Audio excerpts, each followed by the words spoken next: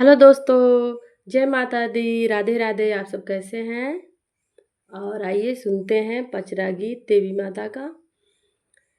कौने महीनवा मैया बसवा कटावे हो, कौने महीनवा ना हो कि कौने महीनवा ना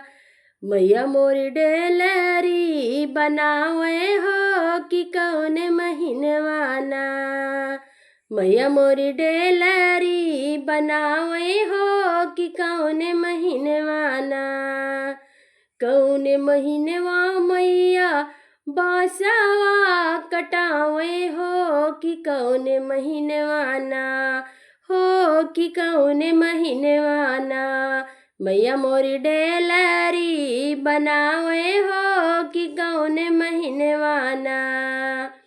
भादो के महीनवा मैया बासवा कटावे हो कुआर महीनवा ना हे कुआर महीनवा ना मैया मोरी डेलरी बनावे हो कुआर महीनवा ना मैया मोरी डेलरी बनावे हो कुआर महीनवा ना डेलरी बनाई मैया धैली अपने सिरवा हो कि चाली भैली ना हे कि चाली भैली ना मैया मोरी माले फूलवरिया हो कि चाली भैली ना मैया मोरी माली फूलवरिया हो कि चाली भैली ना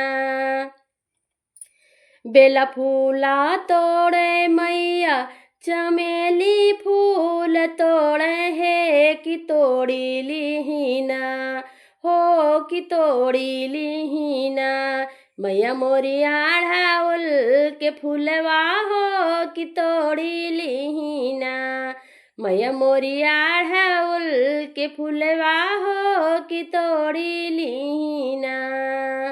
कौने महीनवा मैया बासवा कटावे हो कौने महीनवा ना हे कि कौने महीनवा ना मैया मोरी डेलरी बनावे हो कि कौने महीनवा ना मैया मोरी डेलरी बनावे हो कि कौने महीनवा ना। जय माता दी।